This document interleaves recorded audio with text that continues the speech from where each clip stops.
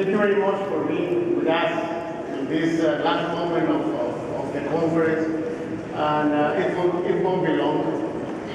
When we all have been in closing ceremonies, but the one I remember the most is one closing ceremony in Buenos Aires in Argentina.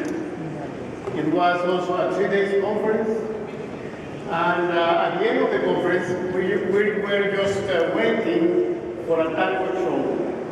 And there was this, it was a group called Ministers of the Presidency and Equivalent of Iberoamerica. And then the last speech was from a friend from Spain. He was the Minister of the Presidency of Spain.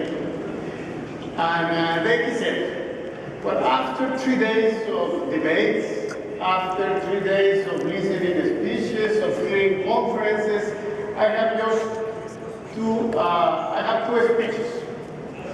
One short and one long. The short one is to say thank you. And the long one is to say thank you very much. And then he went on. So we understand.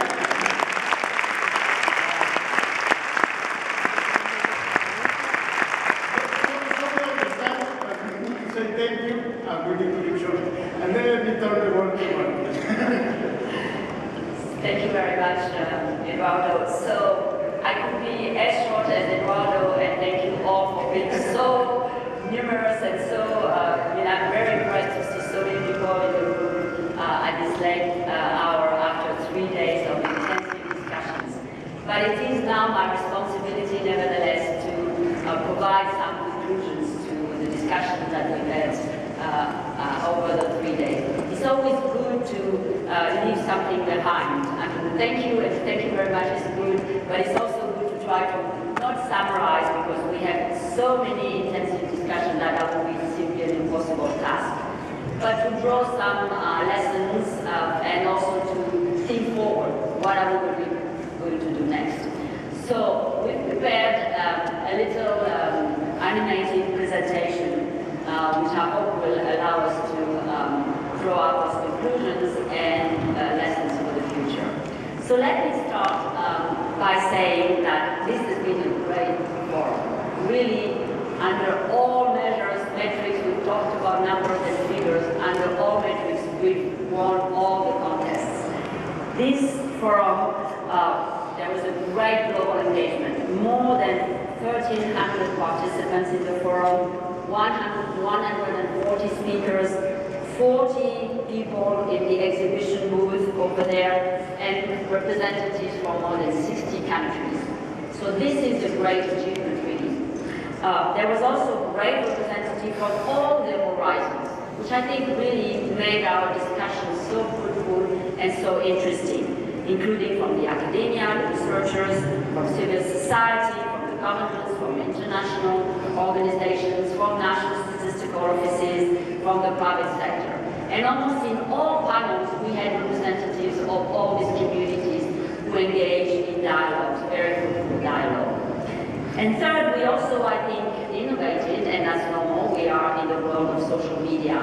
We had great interactions on the social media and visibility with nearly 1.5 million people reached via Twitter in 3 days.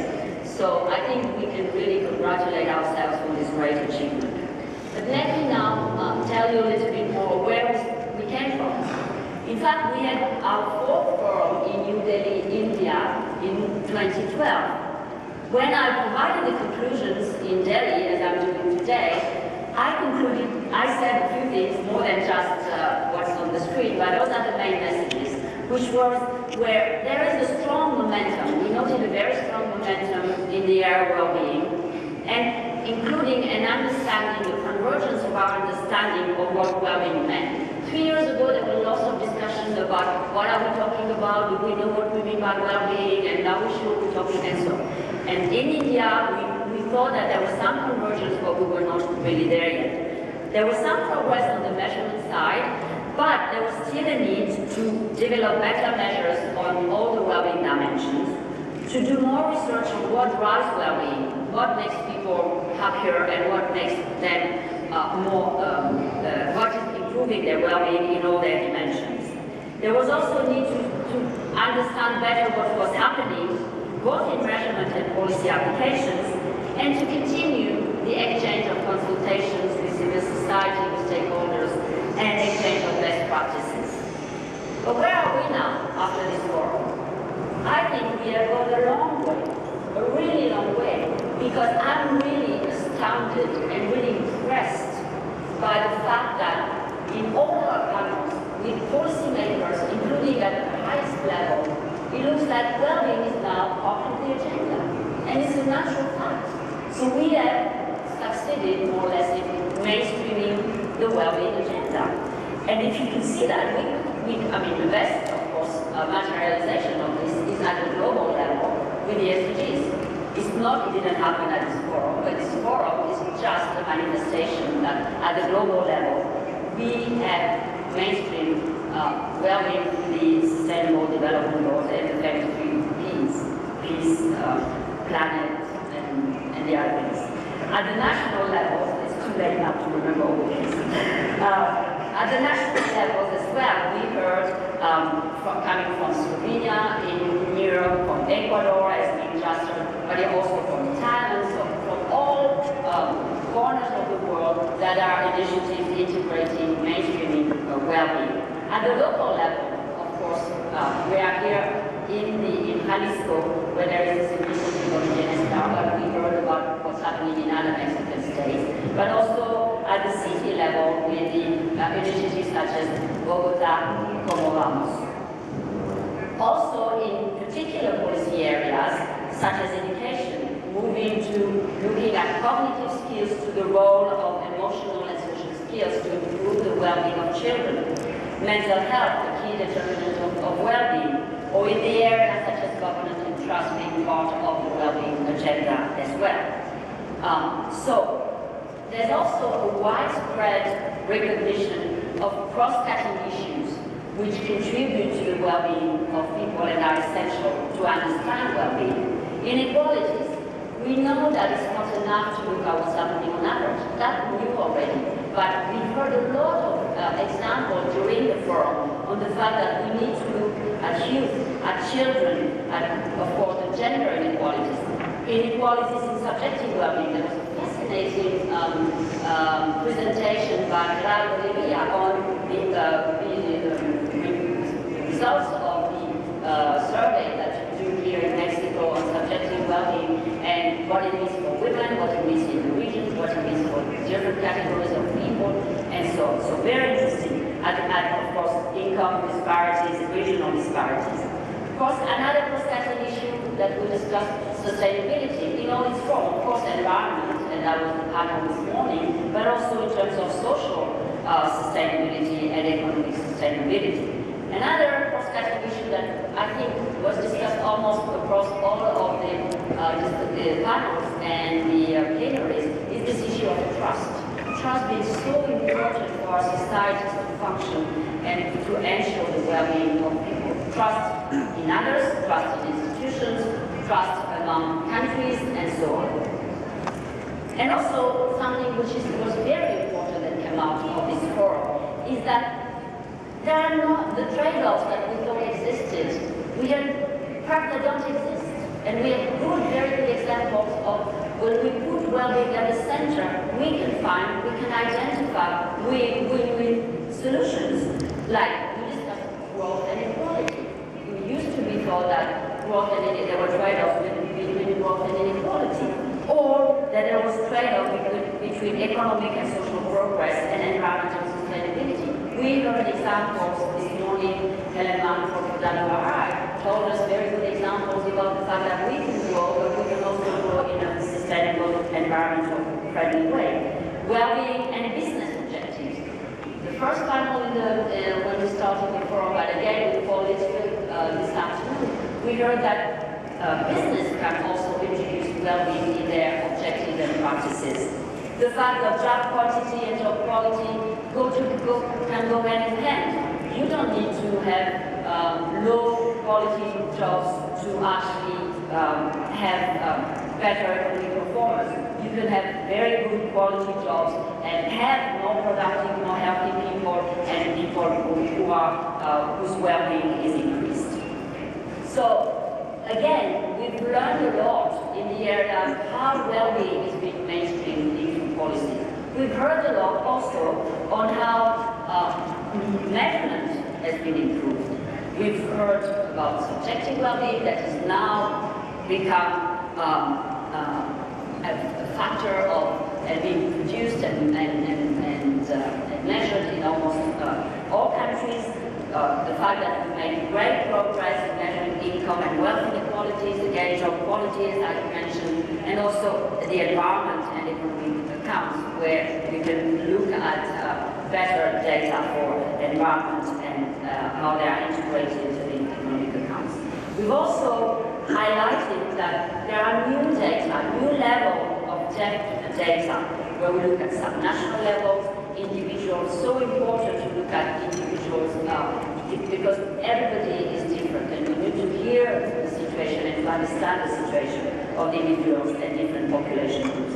And that is easier to do because we have new data, new collection, new access to new data, such as open and new sources of data, of course big data including satellite observations or crowdsources data, but also new platforms to visualize, to communicate this data in a more effective way.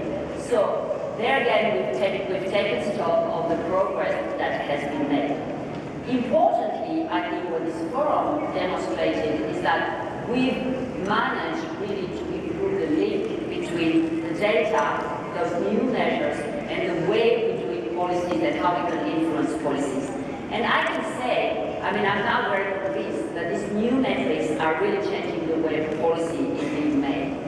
By putting new areas on the policy agenda, there was a lot of examples saying, put the information out and let the policymakers look at that. Just doing that is already achieving something. This information is also going to be used by citizens, and it is going to influence the way policies are going to be made in the future.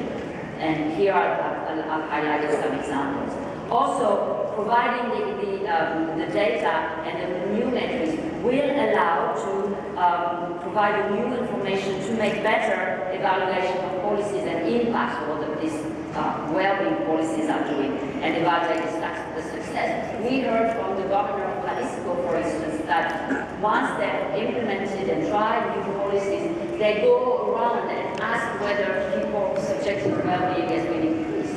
I mean, that's the way of making evaluations based on the well-being of people, which is very different from the way we used to make the evaluation based on just economic cost-benefit analysis. So that's changing. These new metrics are really changing the way we're making policies. It also helps governments monitor the progress they're making towards some stated goals. We heard about Finland, about France, about Slovenia, and this afternoon we also heard about how these new approaches, such as looking at people's behavior, can generate new data as well that will change the way we're making policy. So the link between the data, the new approaches of research, and link to policy is something that really, I think, we didn't discuss before in any previous forum. So that's really something I wanted to get out of this, one of the conclusions of main highlights of this forum. But once we've said that, we've advanced the policy agenda, we've advanced the measurement agenda, we've advanced linking the measure, the new metrics, with the policy making. But are we done with our agenda? Well, probably not yet. This is why we will get another forum in the future.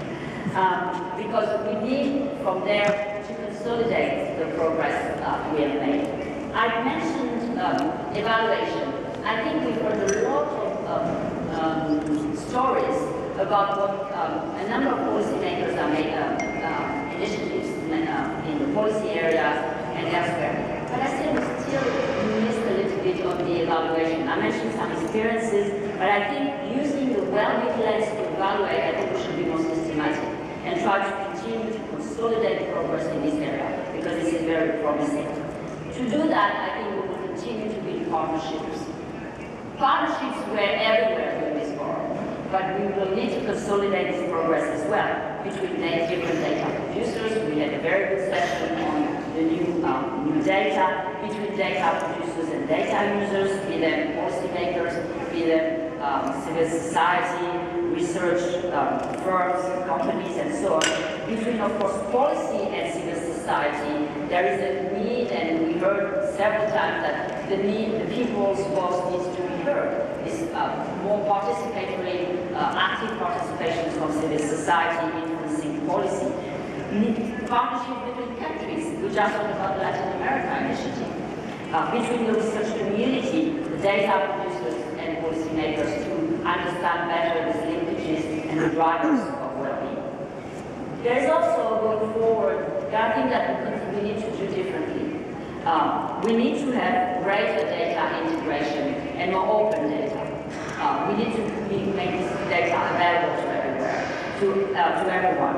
Ensure that better information does indeed lead to better policies. There was an interesting point this morning in the panel on the environmental sustainability saying, we have all this data, we know many things exist, that doesn't change the way policymakers use this data and how it leads to better policy. How can we ensure that this is always the case? We need also, for the well-being agenda, to have better coordination between different departments and ministries and administration and governments. We know that we continue to work in silos too much. If we are really serious about the well-being agenda, we need to connect the different departments. The health ministers to talk to the environment minister, to talk to the economic minister, to the social development minister, and so on. And finally, we need to have the right information to do what matters to people. We have to go back to the basics. The agenda of well-being is to do what matters to people. So we need to continue to provide this information. And all this we will do in the context of implementation of the SDGs. This is providing us a very wonderful platform to actually develop our agenda and other international commitments such as the COP21 in Paris in December. In the context of open government more and more, in the context of the data revolution, in the context of greater citizen engagement, as I just mentioned, but also, let's face it, we heard that during the forum, in the context of sometimes financial constraints, but also political difficulties. I mean, when Fabrizio Barca tells us, destabilize them, do things so that you destabilize governments, so you have to face those political realities and difficulties. So I hope that captures the spirit of this forum, and so in concluding really, and it will be short this time, but nevertheless taking the time to do so, I really want to thank a number of people at the end of this forum. First of all, I want to thank Kevin and Eduardo and his team. It's been a fantastic collaboration between the OECD team and the INEGI team to organize, prepare, find the speakers, make sure that everybody was in the right place at the right moment, and that even at the last moment, finding replacements to the speakers who dropped out. So we had a fantastic collaboration. So thank you very much, Eduardo, for this collaboration. Of course, I want to thank the government of Jalisco. Without, the beautiful facilities, the beautiful dinner that we had at the auspicious Cabañas, and the wonderful show yesterday at the teatro. That was so great. We at Guadalajara, we will remember the hospitality of Guadalajara and the government of Jalisco. So the governor in particular accompanied us in the opening session, during the dinner, and so on. I want to thank all the speakers. I mean, without them, they prepared the talks, they really shared their knowledge with us, from which we benefited very greatly. I also want to thank the interpreters. This was a bilingual forum, and that was so important that everybody could understand both Spanish and English, and the interpreters did a fantastic job over the 3 days. Of course, I also want to thank the logistic team. All the people who are behind the scenes and make things happen. We tend to forget them, but they made really tremendous work, and their job fantastic. So I want to thank them particularly. And I want to thank all the participants. You still, I mean, again, I'm amazed to see so many of you. I thought I would, I would have an empty room and we would have to move to a small room to do the conclusions. And here you are with us. So that means that we are really committed to this agenda. So thank you very much for still being here with us this evening. This is really great. That shows that we perhaps then that means that we have contributed to changing the dialogue and moving forward in making this agenda a really true agenda that will transform policy and change lives, which was the theme of this forum. So thank you very much.